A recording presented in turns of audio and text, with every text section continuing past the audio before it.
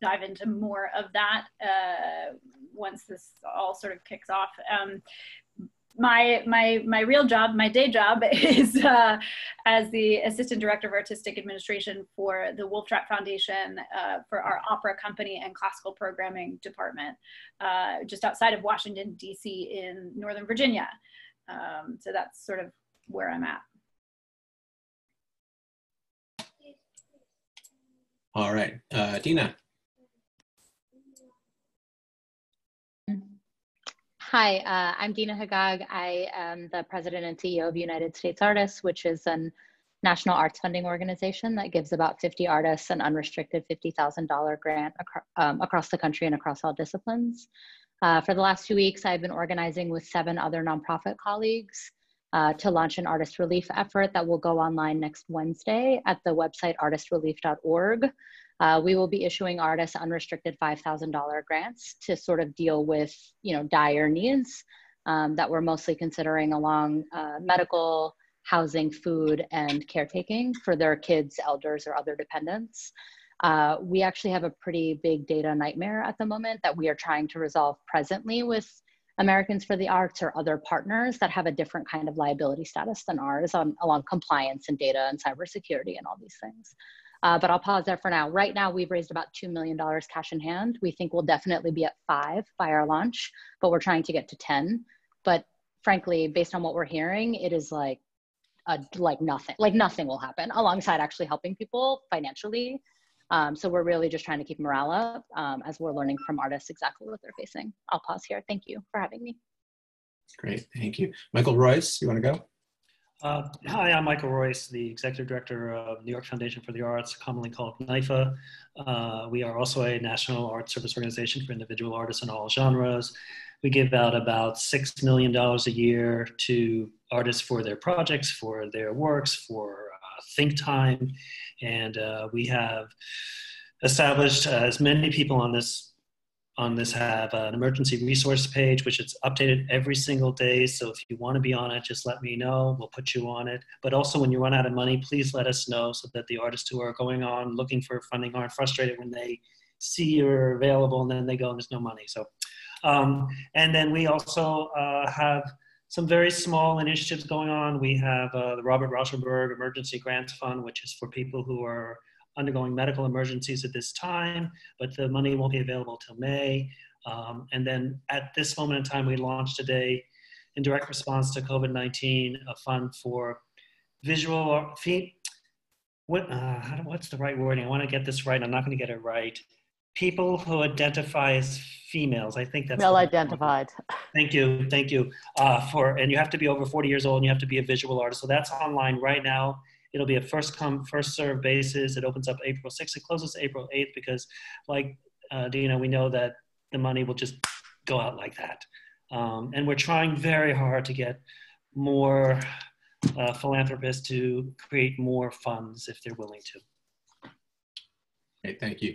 So we're into opening time. So continuing with introductions is a great idea. Dion, if you just keep an eye out for Sunil, I think that's the last one that we'll be adding.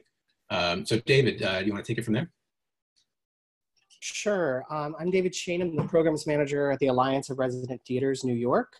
We are a service organization working with the nonprofit theater community here in New York City. We have about 425 member organizations who range in size all the way from the largest nonprofits in the country, like Lincoln Center, all the way down to a group of independent producers who work on a project-by-project basis with an annual budget of under $5,000 a year.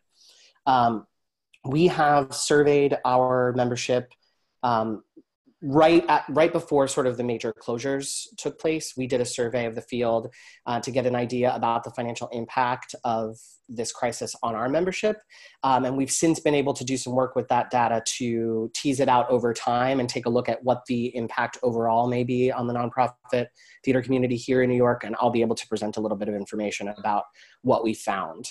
We are also, in addition to a service organization, a funding organization. We do have some grant programs, one of which we just convened virtually, which was a general operating support funding for our smallest group of theaters, which will be sort of coming at an opportune time. We are recognizing that we serve organizations more than individuals, we are not entering the emergency funding world at this moment because we recognize that most of that needs to go to individuals right now. But we will be looking at the potential to partner with some funders on a regrant for funding for organizations, maybe a couple of months down the line once we sort of have been able to see that individuals are cared for in the short term. Great, thank you. And then next to you, I've got Allegra, who is one of our hosts at the CSI. Allegra, you want to just make a quick intro? Hi, everyone. Thank you so much for joining us today and for Andrew really putting this together. Yeah, I'm Allegra. I'm an artist as well and a social innovator, and I work at the Center of Social Innovation, where Artists Literacies is housed. And essentially what we do there is that we are a community of social entrepreneurs. We have nonprofit and for-profit organizations that work under our umbrella, but everybody has a social impact leaning mission. My job largely focuses around programming and bringing together thought leadership. So I'm thrilled to be able to do that today. And yeah, thank you all again for joining us. Great. Lucy, you're up. Sure, I'm Lucy Sexton. I start life and continue life as a dancer and performer, and I am running the Cultural Advocacy Coalition, New Yorkers for Culture and Arts. And part of the reason that I connected with Andrew was that NY4CA has tried to take results from as many of these surveys as possible, and I welcome more to try and post them all in one place so that they're easily accessible and so that people can use them for their own advocacy. Great. And I want to shout out Lucy for putting together a spreadsheet that had all the spreadsheets and really kind of introducing me to the scope of these efforts right now. And so we'll be linking from the Artists Literacies website over to Lucy's collection as well. So, you know, after this conversation, if you want to go dig into the data, you know, a lot of it will be there waiting for us. So thank you for that, Lucy. Sean. Great to meet you here. Likewise, thanks for having us. I'm Sean Escarcega. I'm one of the co-organizers of the NYC Low Income Artist and Freelancer Relief Fund, which is a GoFundMe campaign that I started with Nadia Tchaikovskaya about a week and a half ago. I'm an artist and an arts administrator. I'm the assistant director of Culture Push, which is an arts nonprofit in New York City. And I'll go into more details later, but as of right now, we've raised about $72,000 in a week and a half on the campaign, with another roughly $15,000 through our fiscal sponsor. And so far, we're getting out small grants to about 460 people immediately in the short term, and the hope is to reach more people by the end of this week. And I'll just hop in and say I'm Nadia Tchaikovskaya, she, her, and yeah, I'm an arts administrator, arts advocate. I do like small production work with individual artists as well as working for Arts Pool on the financial end of nonprofits work. And Sean and I, just to be really transparent, are giving $150 to every single person who has applied to us in our first round. So that has come for like groceries and emergency funds, rent. We are as non-discriminatory as possible because we're paying through PayPal and Venmo. And if you have identified as having need, then we want to pay you. We can talk more about our logistics and how that works later, but any of you institutions on here who want to talk to us, who are able to give so that we can give quickly, we would love to talk to you. We've also started a cohort with Dance NYC, the Indie Theater Fund, and the Dance Union, who Alejandra is on this call and will be quite articulate in like 2 seconds, I'm sure. But we've been conversating about how to help as many individuals as possible so that, you know, those funds can go out to as many folks as possible. Fabulous. So Theon, just a heads up, I have an email from Sunil, who is in holding it on the dial-up line. So if you can find them, that'd be great. And then Jessica, you want to go? Sure. Hey, I'm Jessica Massard, she, her. I work with Kickstarter, handling dance and theater for them. Just a quick note, most of our efforts so far have been internal and going to artists who are currently running campaigns and who launched before all of this happened. Because what we are here to do is help support people who are still thinking of creative practices, things they might want to do in the future. And we are gearing up to announce a new initiative in the next few days. We can touch more on that soon. Great, thank you. Andrew or Allegra, if you just check the chat, there's lots of people that seem are trying to get on and are not able to. I'm seeing that too. Someone said you could tell me how to change my name in the frame, how we can add our organizations. Yes, if you go ahead and, I'm sorry, if you click on your name, there'll be a rename option that pops up, and go ahead and just put your organization in there, or even if you just want to have your first name in your organization, I think all of our participants will be able to see better where it is that you're, or who it is rather that you're affiliated with. Love it, great. So I think Jillian Gersten is waiting as well, Theon, if you see Jillian. Terrific. I think we're, and then, yeah, absolutely. So Andrew, you want to make an intro? Sure thing. So yeah, I'm Andrew Crooks. I'm the other part of the Artist Relief Tree efforts. I'm not going to go into any more of that now. My day job, so to speak, is currently on spring break. I teach at Lawrence University Conservatory of Music out in Appleton, Wisconsin, where I'm a vocal coach and conductor. And just to speak to how this started, is obviously realizing friends in immediate need and trying to get money out as fast as possible. Super.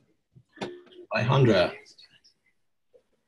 Hello, everyone. My name is Alejandra Duque Cifuentes. I'm the Executive Director of Dance NYC. My pronouns are she, her. I am working together with a coalition of different funds, relief funds that have emerged here in New York City, specifically focused around supporting independent artists across mediums and across art forms. And really, we've coalesced to ensure that the funding that all of us are getting is really serving folks, and that we're connecting with lists and ensuring that people are taking advantage of the opportunities that are best suited for them and for their art form. But together with that, that really is, I would say, what has resulted out of our initial efforts of collecting data to understand the impacts that organizations and individual dance workers are facing. For us, individual dance workers include not just the dance artist or choreographer, but it also includes folks that are a part of the ecosystem of dance, like dance videographers or photographers, administrative staff, independent producers, managers, agents, etc. And really have been tasked with collecting data and keeping it up to date and publishing it on a weekly basis on our website, so that folks have information with which to advocate for themselves, and also for our philanthropic community and policymakers to have an understanding, a live understanding of what's happening to our community of independent workers. Similarly, we've collected data on organizations as well. And all of this resulted in our creating a coronavirus dance relief fund that is focusing specifically on freelance dance workers, folks that might not be eligible for unemployment at this time. And additionally, for organizations that are focused on dance making specifically and that have lower budget thresholds than a lot of the kind of nonprofit institutional funds that are arising might require. And so we estimate that our efforts will be able to support predominantly fiscally sponsored groups that function as organizations. Right now, the independent, the Freelance Dance Worker Fund, which has funds set aside for $500 installments to applicants across 3 months. We've received over 400 applications in 3 days that the fund was open, and we had to just close it because we don't have enough for the month of March to give away beyond that. And so we will be opening the applications on a monthly basis, and we'll continue our fundraising efforts with a similar structure as Sean and Nadia's fund, in that we're aiming to get money in the hands of people as quickly as possible, so that they can make use of that money to care for themselves. Really, the goal of our fund is not meant to address long-term needs, but really address immediate pressing needs like food, anything really that folks might need as a result of lost income. So that's what I'm up to, together with my staff, and also in collaboration with these wonderful community organizers that have really taken it upon themselves to use whatever was in their hands to support artists. Great, thank you so much. So Krista Bradley, hi again. Hey everyone, I'm Krista Bradley. I'm the Director of Programs and Resources at the Association of Performing Arts Professionals, or known as APOP. We are the service and advocacy organization for the presenting, booking, and touring industry, performing arts presenting, booking, and touring industry. We have been working hard to both gather data on how COVID-19 is impacting this industry, whether it is individual touring artists, booking agents and representatives, independent producers, or organizations, and we will share some of that data later on. And we also advocate on behalf of the industry with a broad group of art service organizations called the Cultural Advocacy Group, and spend a lot of time putting together briefs to input the CARES Act. So we're really, really happy that at least this third package was representative of our field and industry, and primarily making sure that money is getting to freelancer and gig artists and independent workers. We worked really hard to make sure that that happened, and we know it's not enough. And so we're working on the next fourth package of relief. We are a convener and regranter. So many of you know of us with our APAP conference, APAP NYC in New York, and we also convene the field regularly around key issues, which we've been doing a lot of late, and will continue to do so through webinars around how to navigate the COVID-19 federal resources, as well as other just information on and mental health care, et cetera. And looking at how we can convene the field around the gaps that this crisis has shown in the presenting industry, and how individuals and organizations are not equally supported, and certainly not supported in a way that's sustainable. Thank you so much. And I should point out that again, my work in this really started with a conversation with Krista 2.5 weeks ago. We were in Arizona. I have to credit Julie's Bicycle for bringing us out there as a part of the Creative Climate Leadership Program, where as this was all unfolding, it was Krista that said, oh, we'll need data, while the rest of us will put our hair out about how we would pay rent. And as I said, here we are. So thank you, Krista. Thank you, Andrew. Jillian, you want to give a quick intro? Sure. Hi, can you guys hear me now? Okay, good. Sorry, I was having some connection issues with my ear pods. I'm Jillian Gersten. I'm the Director of Development External Affairs at Brooklyn Arts Council. I don't have a whole lot to say right now. I'm really here more as to listen and absorb and hear what all of you great colleagues in the field are doing. For our part, I'll just say Brooklyn Arts Council, although we are a grant-making organization, we make grants in partnership with the city and state to artists, and we had just we're having our announcement of our grantees that was supposed to have taken place on March 13th. Although those grantees had already been informed, we canceled that celebration, obviously, and have been working like all of you to regroup and revisit how we do our business in this new age. What I know right now is that those grantees will still receive their grants, and we're working with the city and state to lighten whatever expectations there were around the work that they were getting funded to do being publicly available, which is a relief, because that was a big part of our program standard, was that there was a public benefit. But we're still waiting for the last word from both DCA and NISCA on how that'll all work, but we're working to communicate to artists that they'll still get their grant. So that's good news. Bad news is we're not sitting on a lot of other money to give away. Otherwise, that's what we would be doing right away. We're really just a re-grant partner. We barely get paid for that work.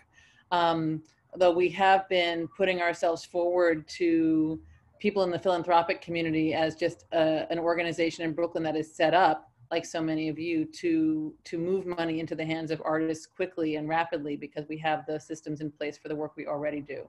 So we've been basically regrouping, changing as much of our programming as we can to online. That's still in progress, trying to continue to be a resource for artists by sharing resources as they come up. Our website was about to get relaunched. We aren't done with it yet, but as soon as we finish rebuilding it, we hope it'll be a much more dynamic way for us to be more active in sharing resources out. Our old website is quite broken, but we're trying to do what we can to share information as it comes up. So we want to continue to be a resource, continue to be a source of support for the people in our existing landscape of partners and grantees and teaching artists that work with us, and really want to hear, I'm just really here to hear from all of you today about how we can continue to function in that role with what everyone else is doing too.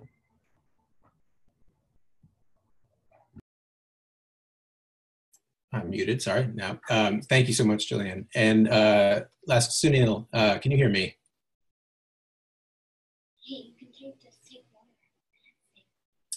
Let's see. I can't unmute Sunil. Sunil, can you hear me? And can unmute yourself? Yes, can you hear me now? There you go. Yeah. So we're just doing. Can you hear me? Yes, I can hear you. Okay, great. I'm going to try to do this. I'm on the phone. Next time you'll see me visually. Okay. Like it or not. So I'm at the National Endowment for the Arts, Director of Research. Are you hearing an echo? Okay, good. Just want to make sure. So Director of Research at the National Endowment for the Arts. And one of the things we've done over the years is really track data about artists and arts workers through large federal data sets. There's limited applicability to questions such as we're all facing right now. So even as we talk about the precariousness of the arts ecosystem and what this crisis has revealed, I think it's important to recognize there's really a shortage of rapid response data collection efforts. And so that's given us a lot of pause, and it's been sobering to figure out how we can partner with groups such as yours and stakeholders such as you to figure out what's the best way to get our hands on that data. We have some fairly good benchmarking data at the national level, as I say. We've even collected data over time about self-employed workers. And of course, we know artists are 3.5 times as likely to be self-employed than any other kind of worker. We have a lot of good economic impact data. For example, we know that self-employed artists and arts businesses, particularly those that have kind of 1 or 2 employees maximum, contribute about 39 billion to GDP. So we have good data points like that, but we don't have real-time data that we can use to diagnose a situation and come up with rapid interventions.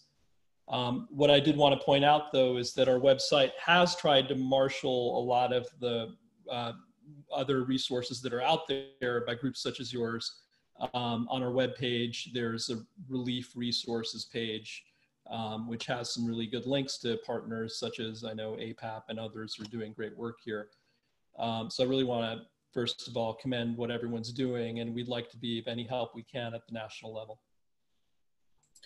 Thank you so much. All right, amazing. So let's get you some of that data.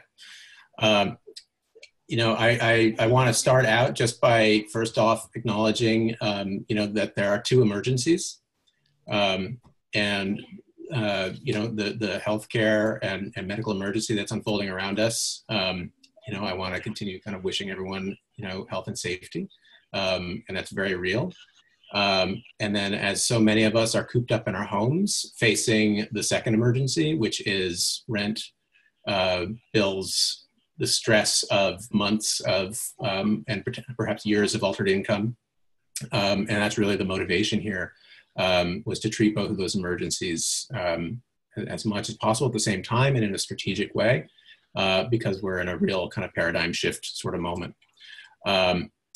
I also wanted to acknowledge everyone here has so much to share. We have a limited amount of time, and I want to be respectful of everyone's time. So I want to just keep us kind of together, online through email threads, and make sure that there's an opportunity for people to follow up afterwards. Just understanding that we've got, only so much time we can go through everything we all have to share. Finally, I know none of us are here to proclaim policy, so we are just sharing knowledge. No one here is being held to public statements right now. We're all just trying to kind of learn from one another. And finally, the thing I want to just bring up, which I think is important during these conversations, is that art and culture workers are just one segment of a massive population of vulnerable workers. And this is a crisis that's affecting all of them. I only felt qualified to begin, surveying artists and culture workers, but I'm aware that this, that some of the hopefully strategies and approaches that we can take here might be applicable in a sense of solidarity to what's likely to be billions of affected people. We're going to get into just sharing some of the data points. I have a couple folks who couldn't make the panel, and I wanted to share some of their data and a little bit of my data, and then kind of jump around to everybody else who's got a few key points that they wanted to put out and share. So we've got, Jillian is here, Brooklyn Arts Council is here. I had actually pulled a few of your reports, data points off as well. But do you want to share a couple of key points, or? No, you should feel free. I really was doing other things all day, so you've got what you want. Totally fine. So Brooklyn Arts Council has a survey that went out. 81 respondents came back. 80% of those have lost or expect to lose art-related work related to COVID-19. 65% of them cannot or maybe cannot do income-related work or online in their artistic field. 53% of those respondents earn between $20,000 and $45,000 a year. So these are vulnerable, economically vulnerable populations. And 72% of the Brooklyn Arts Council respondents say the most important assistance they could receive right now is payment of their mortgage and rent.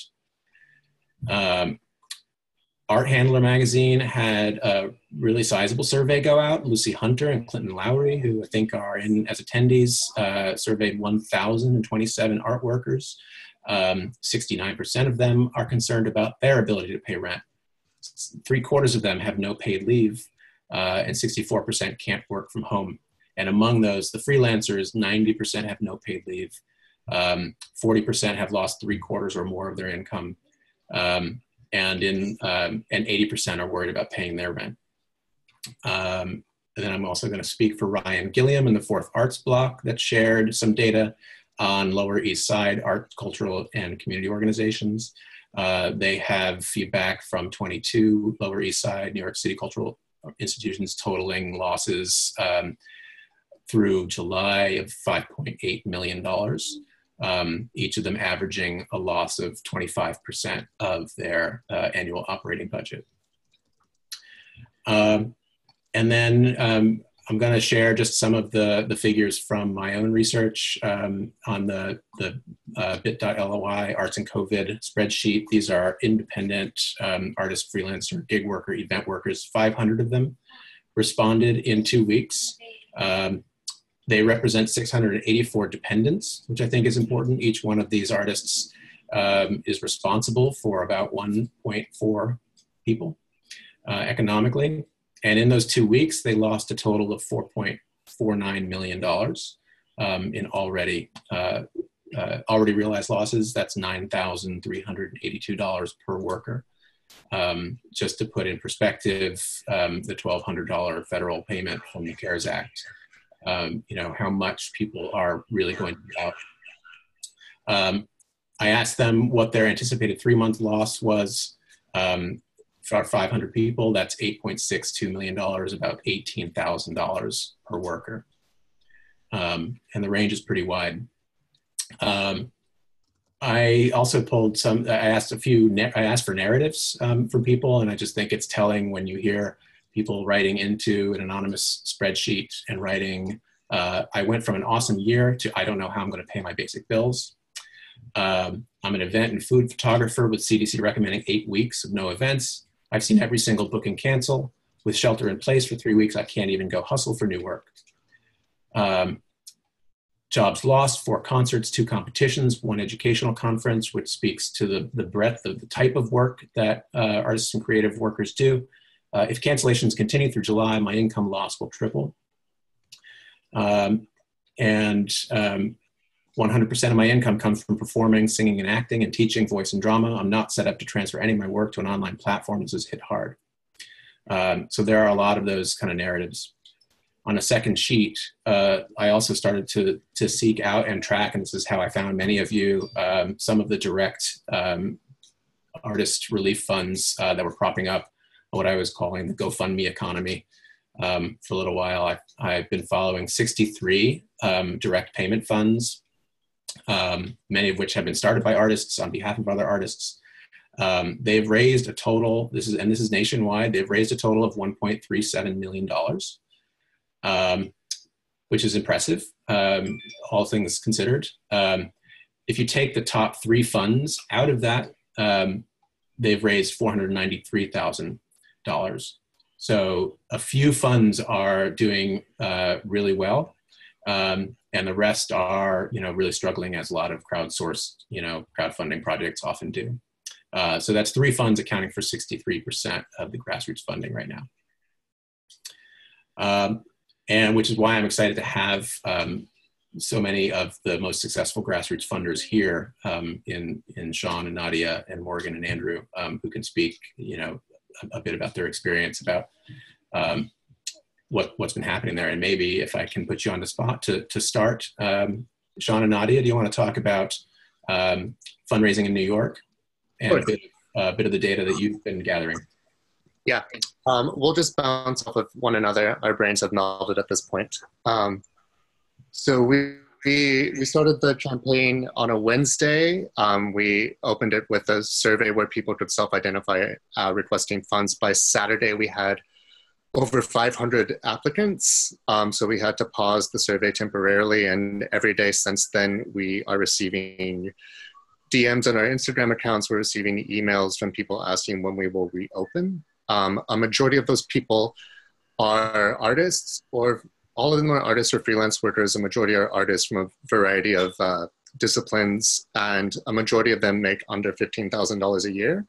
The second top bracket is $15,000 to $30,000 a year. So the majority of these people are not making much money. So any kind of financial hit is dire and drastic. These people are in very real need. The things that every single person just about has expressed concern about being able to pay rent. We prioritize people with medical needs. We just received an email from someone who received some of our funds a few days ago saying that they were able to buy a nebulizer with the funds. So these funds are going to very, very crucial medical needs, groceries, bills. People are hoping not to pay rent in New York, but that's not really looking like it's going to be the case. So that's definitely going to rent. And like Nadia mentioned earlier, we're giving $150. So this is a relatively small amount of money, but it's radically shaping people's immediate well-being. And it ranges in, we have someone who works on a cruise. The cruise industry is shut down completely and they're not able to work. We have many actors whose rehearsals have been canceled, whose rehearsals and shows have been canceled, art models the schools have closed, so they're no longer able to receive work. And, the loss of income has ranged from a few $100s a week to several $1,000s, with tours into the summer being canceled for musicians and traveling actors. We're seeing that this is people who work in the beauty industry, people who pretty much anything that requires close proximity to people who are actors who work in the restaurant industry, people who are any kind of performer working in any kind of service industry have just completely been let go without any severance, especially if they're working under the table or they are 1099 employees. There's not any infrastructure in the government to protect them. So a lot of people in New York are being forced to leave. they're being forced to prioritize food over medication. They're being forced to prioritize their home over food. Several people have reached out letting us know that they're in unstable living situations or living in their cars or are completely homeless. So it's quite a range of people seeking help. Nadia, do you have anything that you want to add in? I mean, yeah, those are the numbers around that, but just to mention that, you know, for us, we have a pretty clear data point that we're working with at this time, which is that if we get $10,000, for every $10,000 we get, we can give to 66 people, which is a pretty clear and significant sort of marker for us. And in our first go round, we're helping about 410, 450 or so. Our next go round, we're hoping to help around 100. So, you know, putting our heads together with the folks who are sort of on this panel to figure out how to have a more sustainable 10K, 2K, any amount of money that could happen. Would love to connect with you all. I know that we're also sharing out, but just to bring us in too, would love to continue this conversation offline as well. Definitely. Morgan and Andrew, do you want to jump in with your experience? Yeah, I would love to. Artist Relief Tree, similarly to Sean and Nadia, we started on May 11th, just under 3 weeks ago. March. March. Sorry, I don't know what day it is. Thank you. March 11th. We started with a very basic Facebook fundraiser and a dedicated bank account and a Google form to accept artist requests for funding. We are committed to funding any self-identified artist around the globe with a flat US $250 as a solidarity donation, sort of to help cover some of those groceries, a flight home or gas money, basic rent covering the gap. It's certainly not enough, but it's something. We, within 4 days, received more than 3,500 requests for funding and had raised about $100,000 at that point. So we paused new requests for funding. We have a wait list running, which I just checked is up over another 7,300 requests for funding. They're not actually requests for funding, right, yeah. Just to be clear. They are. Yeah, they're on a wait list. Thank you. We've raised to date just over $262,000, and we have paid out about almost more than $35,000 at this point. We're using Venmo and PayPal primarily to get these payments to artists out, and we're not qualifying anybody's artwork at all. We're just making sure they are who they say they are and that they've demonstrated some kind of artistry, but we make no judgments on what that means. This started from within the and I'll just jump in real quick, Morgan, if that's... Yeah, go ahead. Yeah, I was just going to jump in and say that with all the focus on data and dollar amounts, one big part of our philosophy was to move quickly and to move on a level that was not just about money, as in that Artist Relief Tree could be a gathering point for artists and that it would offer solidarity as much as it could offer money, because we just do not have that access. Mm-hmm, mm-hmm.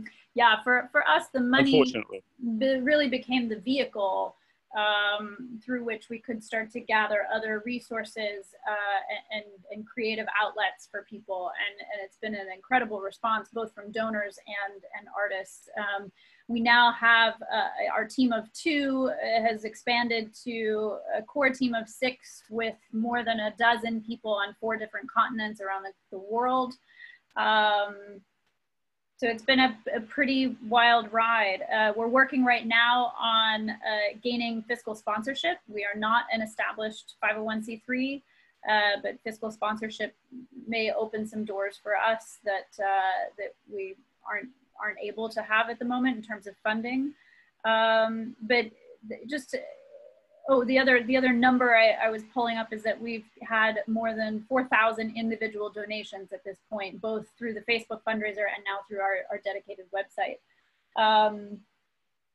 the average donation is $125, but many are much smaller than that.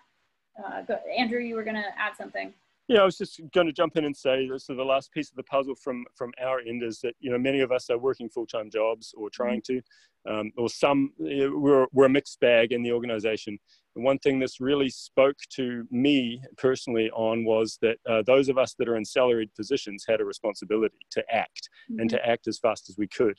And that is unfortunately an indictment on government level help.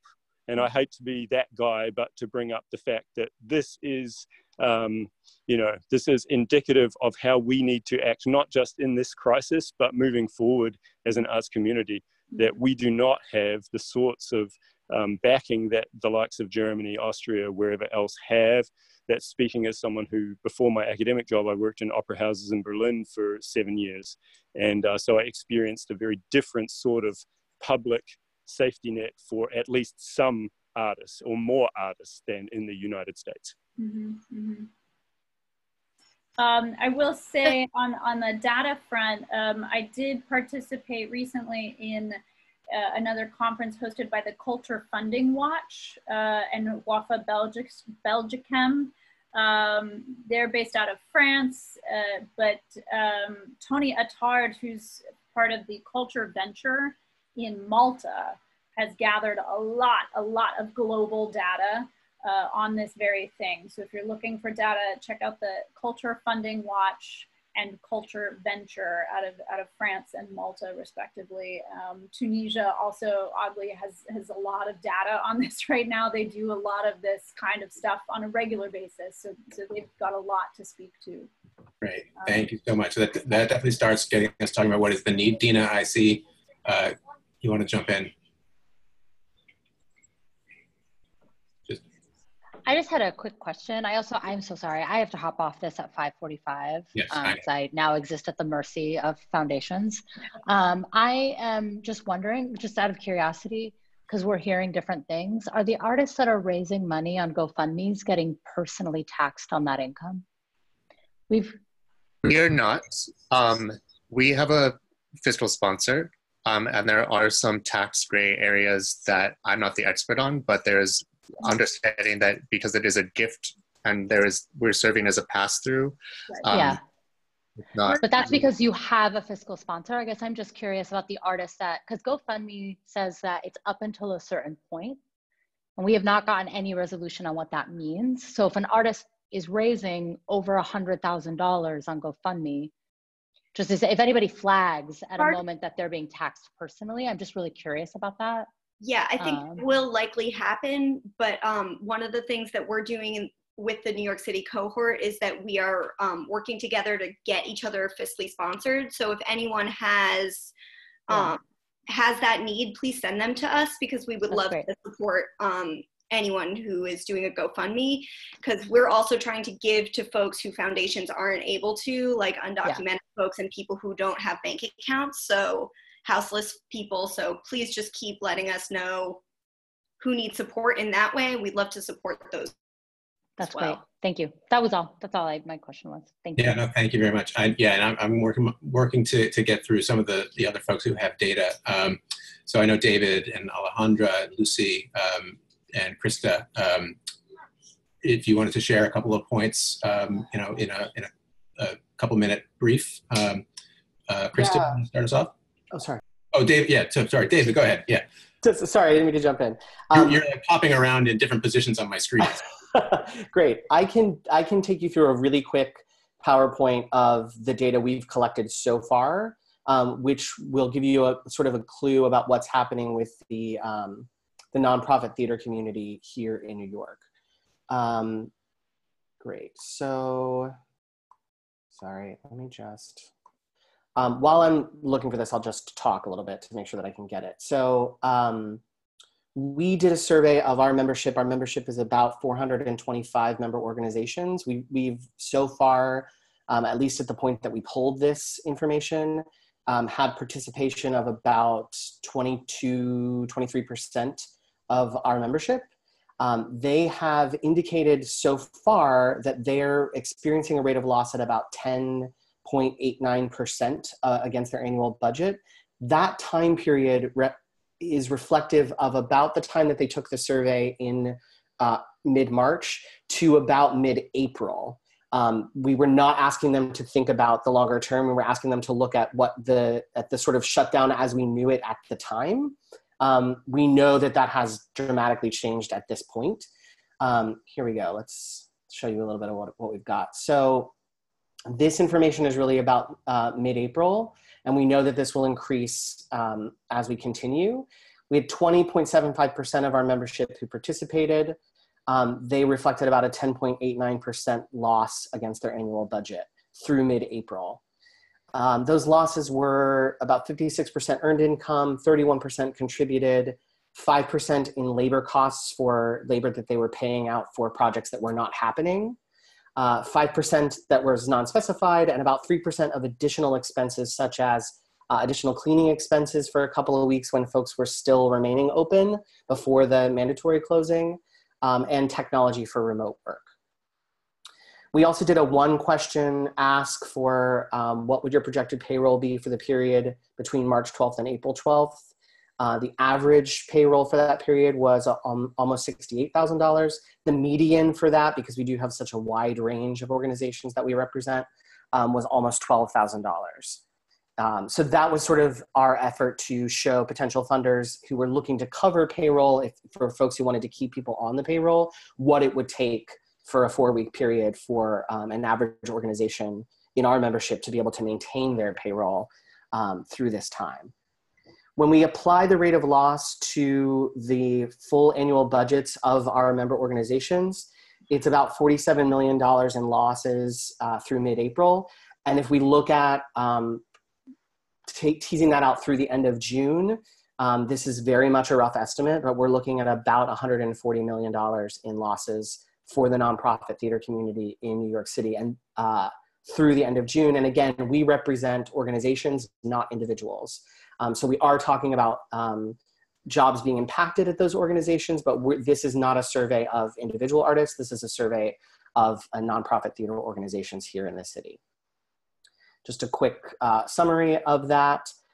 We're working with some folks to talk about how we will continue gathering data as time goes on to refine this and make sure that the numbers are more accurate as we can be, but we wanted to get something out in the field to try to get a snapshot, and we've been able to use this snapshot to have some conversations with both the government and also individual foundations about how they might be able to support the nonprofit theater community moving forward. We have at our website, this address, which I'll paste into the chat in just a second, we have compiled a bunch of resources, as many, if not all of the people on this call have. We also have a link to a user-generated database for folks to share information about alternative programming. So if people are live streaming shows, if they're showing archived videos or doing sort of at-home concerts, that sort of thing, we're compiling information about who's offering what in the virtual space during the time that we're not able to meet in the physical space. And I know we need to move to some folks, so I'm going to stop sharing, and I will paste that link to our site in the chat here for folks who would like to visit. Fantastic. Thank you so much. Krista, do you want to go? Yep, sure. Hi, everybody. So we launched a survey of the performing arts industry on March 20th. And this, to date, we have received 813 responses. Just as a reminder, the APAP survey world included presenters and producers, independent agencies, boutique agencies, individual artists, and other vendors. Of the people that responded, we had respondents from 10 countries, 96% were from the US, 2% were from Canada, 2% from eight other countries. We had about 53% that were identified as presenters, producers, 27% identified as artists, 24% identified as venues, and 22% identified as agents, artists, managers. I should clarify that people could actually identify with more than one category, so that's why this doesn't equal 100. The goal of this survey was really to start gathering the impact that this was having on the performing arts industry. We asked about the total number of events canceled. Of those that answered, which were 771 people, they noted that 41,788 events were canceled to date. Those include performances, residencies, programs, and such. So that's pretty significant.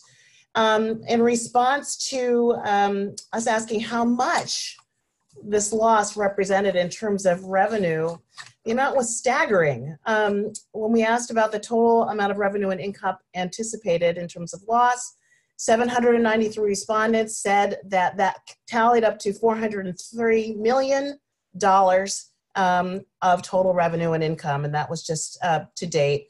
And that was across the board. In terms of percentage of revenue and income anticipated being lost, artists noted that 34% of their income was being lost during this time. Presenters and producers noted that 23% of their annual gross revenue was being lost. Agents and managers noted that 34% was being lost. When we asked them what are the ways that revenue sort of, what was made up in terms of that revenue, the majority, 61%, noticed that it was ticket sales. That was most of the revenue that was being lost. Special events, meaning fundraisers, other events that presenting organizations or artists were doing, 41%.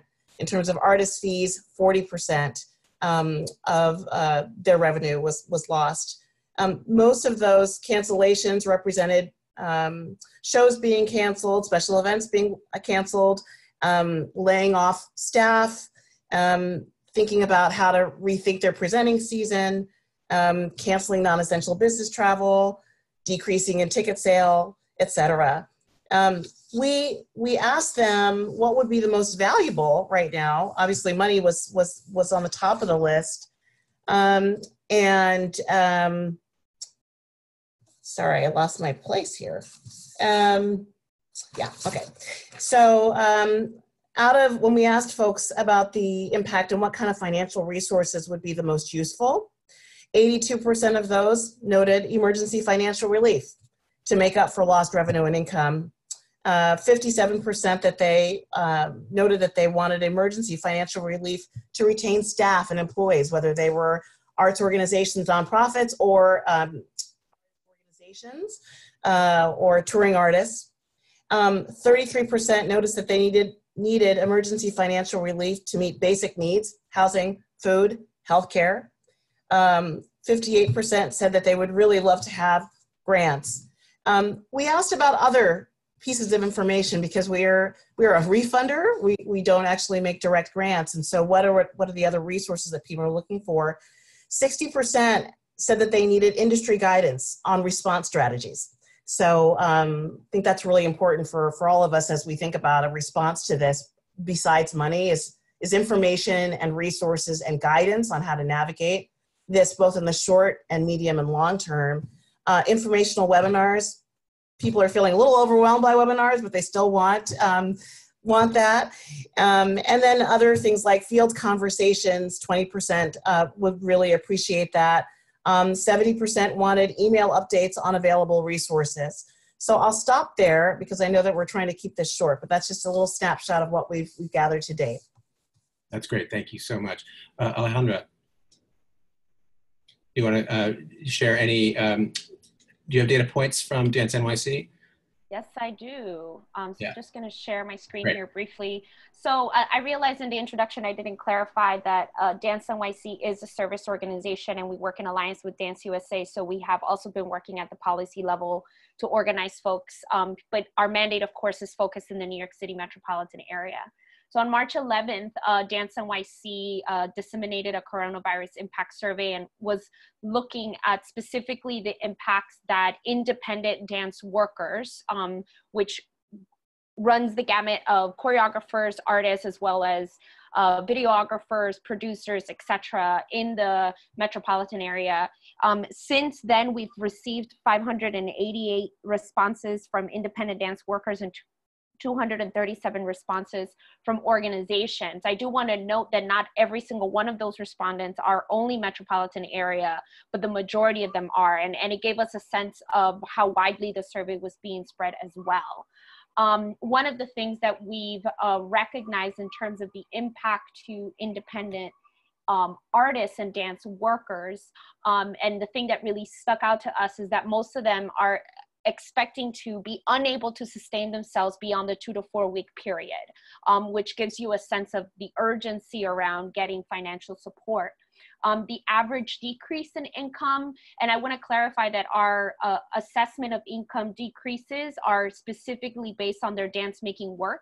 So this doesn't account for if they had restaurant jobs or coffee shop jobs or nanny jobs or any other employment that was providing supplementary income. This is specifically on their dance making work. On average, they lost about $4,103 in income from their dance making work. And that this was specifically looking at this very short time frame from March to early April and potentially early May.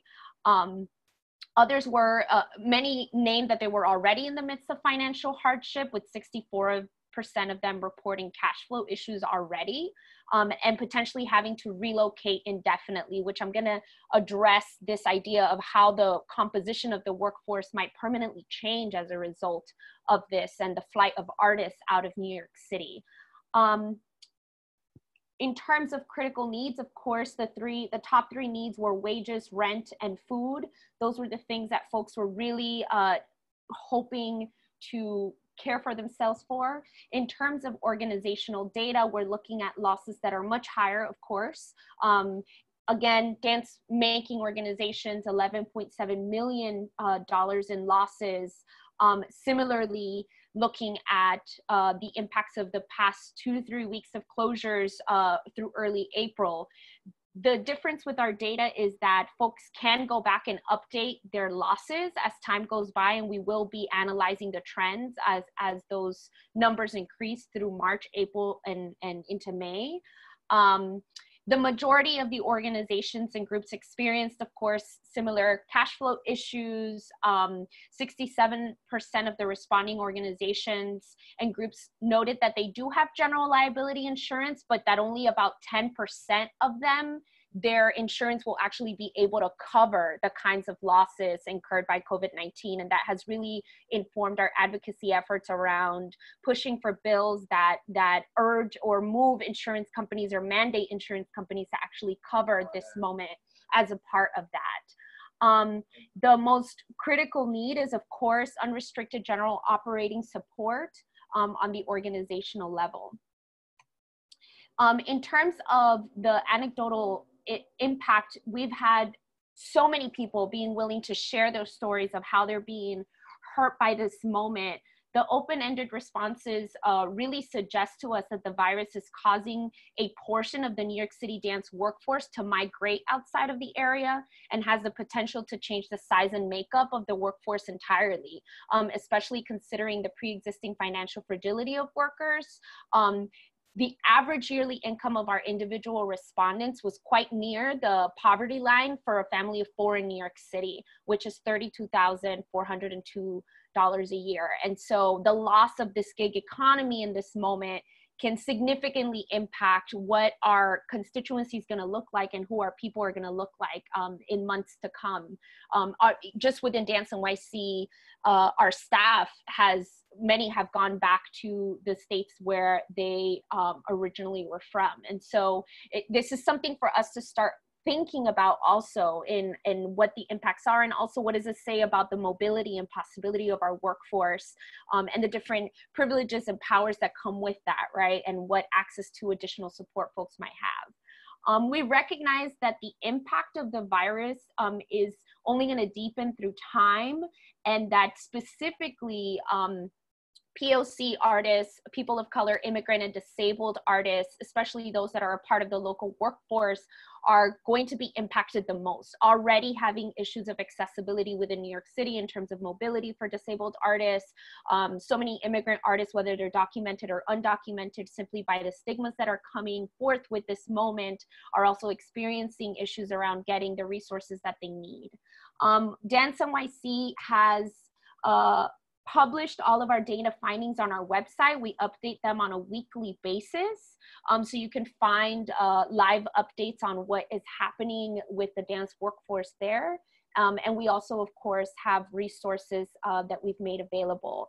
We've also launched a coronavirus relief fund that supports specifically freelance dance workers and organizations with budgets under 500,000, including fiscally sponsored groups.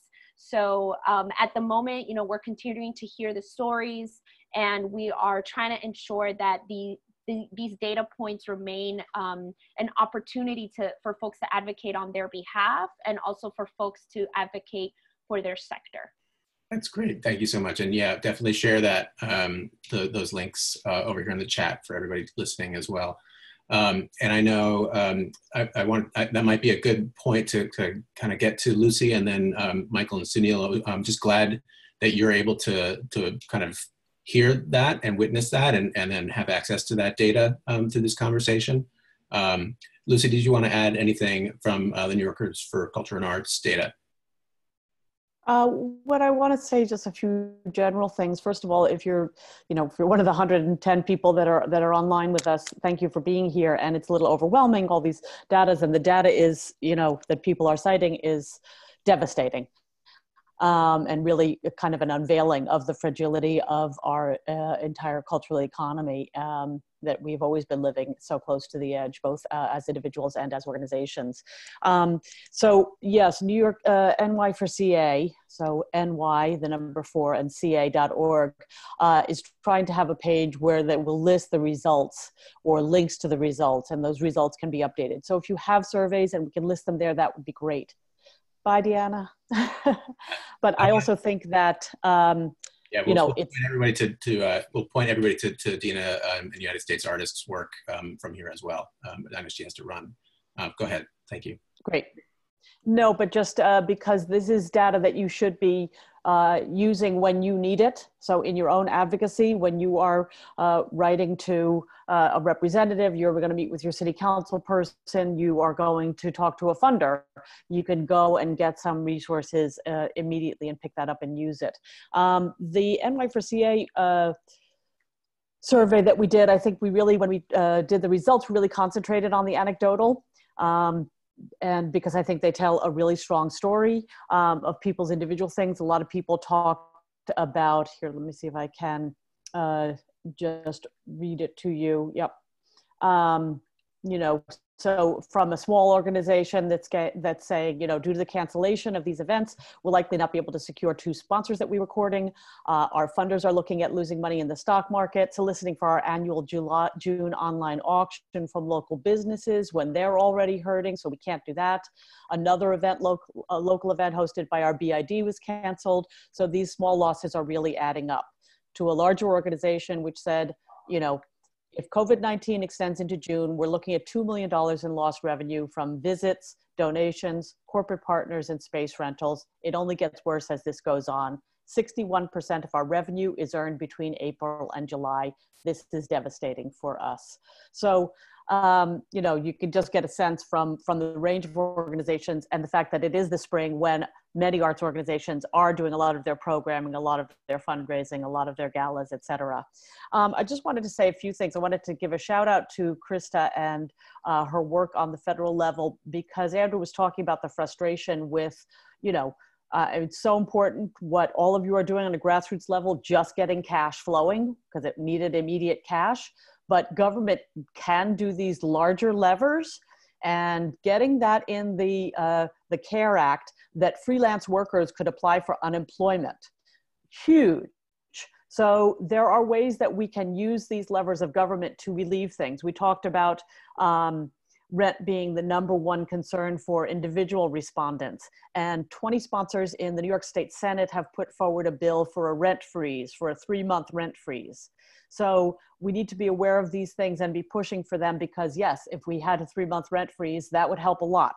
So I think that we should also be mindful that it's not only about raising the little bits. And I really liked what you said, Morgan, about it's partly about the money and partly about creating networks, which is really great for us all to take this as an opportunity to find out who each other are, where we live, how we live, to stay connected, but to also to come together not only around money, but also around advocacy, and seeing if we can get the levers of government to move and shift, so that people may want to remain in New York because they know that New York values them, because the city council is going to, one of the things I've been working on a lot is getting nonprofits be eligible for a lot of these small business loans and grants, right? That's happening at the city level, at the state level, at the federal level, and a lot of them have included nonprofits for the first time. So this is an area where nonprofit organizations can get some relief that previously was not offered to them. So I just wanted to throw out a few things along those lines. I'll stop there. That's great. No, thank you. And thank you for pointing that out. I mean, I think working at the micro and macro is why we all feel so stretched thin right now. So Michael and Sunil, I mean, I know there's huge value in listening. Michael, I can't recall, you said NYFA's got some data as well. Am I wrong about that?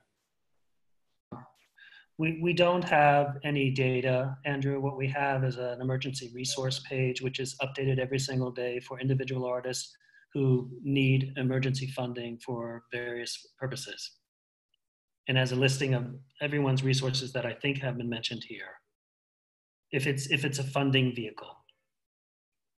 Terrific, thank you. Andrew, can I just hop in one other point being, and because Vallejo Gantner, who was going to be on here, but he's posting on the chat, he's bringing up another point, which is that it's also about us creating systems where artists can be paid. So not only getting them money, but systems by which we can start getting work. And he has created a website, which he's still working on. Apparently a lot of people went to it and it crashed, but called hireartists.org. So, to try and redo some of this. I have personally been very hesitant and worried about this rush for cultural organizations to put a lot of content online for free, when, at the very least, you should be having a donate button. And at the most, we could start looking at systems. And I'm trying to put together a number of different web platforms where you can have a sort of pay-per-view on a very easy level. So, somebody can pay you $5 because you're doing a concert in your home. And if you have 100 people on, you get $500 for that 10-minute concert in your home. So I think we also need to be looking at systems of reimbursement and paying artists for their work, which we know has been a struggle all along, but this is an opportunity for us to look at that as well. And so if I can just add quickly to that end, NYFA has a job posting board that many individual artists go on to look at jobs in the cultural arena. And of course, there are no jobs in the cultural arena at this point. So what we're doing is reaching out to all sectors, and we're going to allow people to post for free. We used to charge. We're not going to charge anyone anymore to post in any sector, so that individual artists can get jobs anywhere. This is also true for Dance NYC in the promotion of either events and or current jobs. Terrific, thank you. So I know we're about to wrap up, but I think it's a good opportunity, to have the NEA and Kickstarter, who represent two very different types of donor networks, funding sources for artists. Jessica, who I was in touch with and ended up getting put in touch with Dina as a result. I don't know if you want to talk a little bit about some of what you are working on at Kickstarter in response to all this. Yeah, absolutely. I mean, one thing just to quickly acknowledge is that while we see that products aren't launching at the same rate, backing or donating has remained constant. So what we're seeing across the giving community is that there's still a desire to support people who are making work, which is great. I think from our end, there are a couple of things that we are doing. We're putting more effort and attention into helping artists who are preparing to launch and who are currently live. So we do have a link on the homepage. I will drop into the chat in a second, with a bunch of best practices and advice. And we're trying to make it easier to get to all of us behind the scenes. So as an artist, if you go to kickstarter.art, there's a form, fill it in. We're here to help you out. We are also getting ready to launch an initiative later this week that's all about making work from your home, running shorter campaigns so that the funds get to you faster. We find that amongst the levers we can pull, there is a real power behind things that collectively bring together these acts of creativity. So we're going to be putting some more effort and attention to just that, what people are doing at home while they are self-isolating. Once that is live, Andrew, I will share that with you and we'll get it out to all the panelists as well. But that is the other thing that we are lining up from our end, as well as just continually trying to update our own resource page and opportunity page for artists. That's great. Thank you so much. And Sunil, do you want to respond to what you've heard here? I think we need to unmute Sunil. Dion, are you there? Yeah, can you hear me okay? Yeah, great. Perfect. So yeah, what we have on our webpage is a list of relief resources for artists and arts organizations. I think the agency is going to be mostly concentrated in the next several weeks and hopefully sooner in executing faithfully the CARES Act provisions for us. So getting money out the door, but doing it in a way that allows some flexibility for arts organizations that we never had before because we were always providing project-specific support. So this concern about general operating support, it's very, I'm glad we can be responsive to that. And also the idea that we don't have to rely on matching funds, which was a previous stipulation with a lot of our funding. But that said, from artists and freelance artists in particular, we are very interested in continuing to monitor their situation. And as I said at the outset, we have resources where we've tried to burrow insofar as we can into federal data sets, like sources that people sometimes don't even know about, like the Bureau of Labor Statistics Contingency Worker Survey, other data sets which do tell us something about artists in particular, but arts workers in general. And so we're putting out some resources probably over the next month or two on those once we do some more analyses. I do think that one thing we will be watching a lot, of course, is the unemployment rate and tracking artists relative to other kinds of workers. Because we can get that data faster than some of the other data. But I just want to kind of echo what I said at the outset, that we're really inspired by and looking to a lot of you all for the work you're doing on the ground to tell us what those needs are and to feed them up. Because we, unfortunately, we have the national eagle's eye perspective, but we don't have, obviously in local community, every single community, and the ones where artists are really taking a hit and arts workers are, and being able to relate that back to local conditions. That's the kind of qualitative aspect we don't particularly do very well right now. So we're trying to aggregate statistics at the national level and report them on a timely basis. Thank you so much. So I broke one promise, which is that I went 9 minutes over. There's so much to share and so much experience and expertise here and care for one another. And I just want to acknowledge everybody out on the chat and the questions. I'm grateful Lucy's been trying to keep up with a lot of that. This is obviously the beginning of a much longer conversation. We will all stay in touch. I will see to it. I'll keep the Zoom rolling for a little bit longer. If people want to keep posting links into the chat while we kind of settle down. And then I will reach out and we'll see what our next step is. This is really just the beginning to understand what is the need. It's great to have the ears of people who know how to respond to these kind of crises or something like it. And I feel really good knowing you're all out there.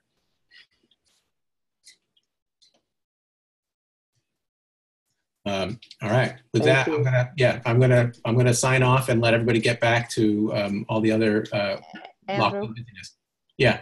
Because we are in a health crisis, there is Elizabeth Pugh's been posting about people who are sick. There are some medical resources. There are some medical grants. I would recommend anybody go to the Actors Fund, who can really, they are a source of information for whoever you are. And I wish everyone health, and take care of yourselves and take care of each other, and keep in touch with each other about what's happening with everybody health-wise as well. And that's a great point. Thank you. I saw Elizabeth's posts as well. And I know NIFA has been linking to the Rauschenberg medical emergency grants as well, $5,000 grants for medical need. And there are a few other ones. I mean, and these are popping up all over the country. I think one of the things that's hard to do is to keep tabs on what all is happening. So I'm grateful for these aggregating exercises, which need to continue.